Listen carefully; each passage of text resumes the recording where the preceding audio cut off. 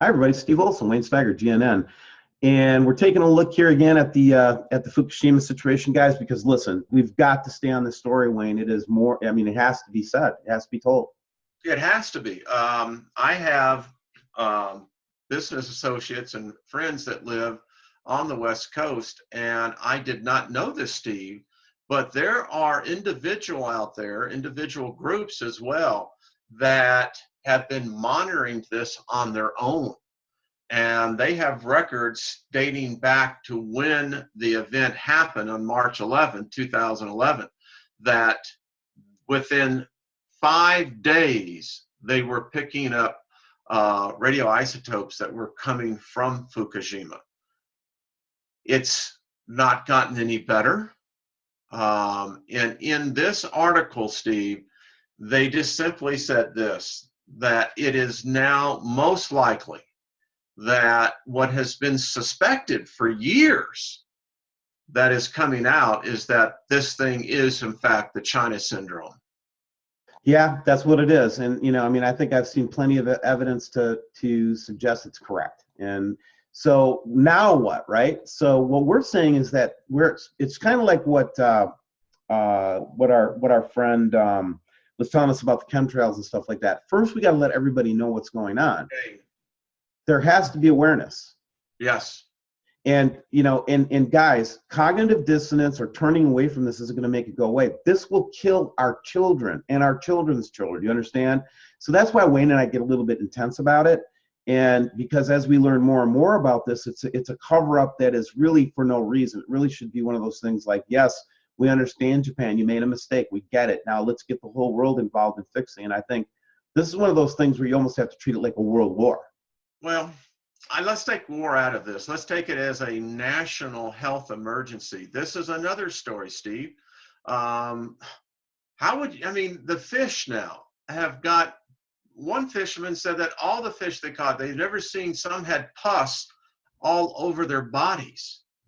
I mean, come on, folks. This is just, it alarms me, Steve, because if we're being misled by the environmental impact, how much more are we being misled on the general health impact of us?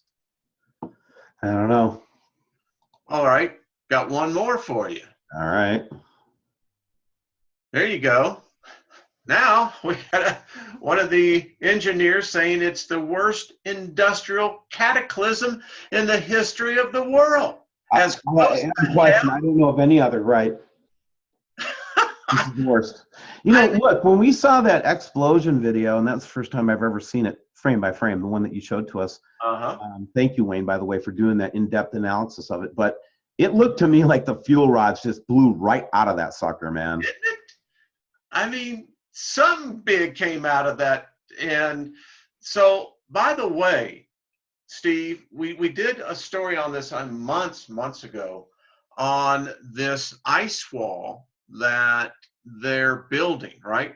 It's, in fact, I saw a video, I forget where it was, but anyway, they were documenting this technology that they were using. I mean, they're spending $500 million in trying to build the solid ice wall, right, to contain this calamity. Their words, not ours, right? Correct. And it's not working. And I'm going, really? Yeah. Well, first of all, it sounded like a pretty shaky plan. Okay. Okay. Ice wall does not sound like a permanent solution. And $400 million, really? That should be $400 trillion. And then look at the life of this hazard, 250,000 years. Well, who's going to maintain that ice wall for the next 250,000 years? We never really had a lot of confidence in your ice wall idea, okay? TEPCO or whatever the hell, you know, come on, dude. Yeah, it's like, okay, all right. So I'm sure we're all feeling much safer about this. You know, and I don't know what's happening with the fish, particularly when I think about the salmon, right? Yeah. And I don't know, Steve. That's the thing that gets me, because I like salmon. It's like a biblical disaster. Yeah, I just don't like the salmon glowing when I'm eating it. Right. That's what I don't get into. Well, hey guys, we're trying to put a light note on it, but don't for a minute think that we don't think this is horrible and serious, and it is something we all need to be aware of. And hopefully, the more people around the globe that get aware of this, maybe we can start getting some action done. But it's got to start with Japan being willing to bring in and ask for help. So, well, I think it also, Steve, if people in the planet really, particularly in the northern hemisphere, all of us are affected by it, that if we will just start uniting our voice, and we're willing to be the tip of that spear. But Steve, we're not going to let this story go. It's going to continue to grow, I think, in its magnitude of just, I think about the life of the ocean. I mean, what have we done to the Pacific Ocean? I know. So anyway, folks, we're going to continue to stay on top of this, Steve. You know as well that it's something that we're really concerned about, and I'm just hoping. Yep, we'll keep telling you what we know, and in the meantime, I hope you guys have a great day. Wayne? Be kind to one another.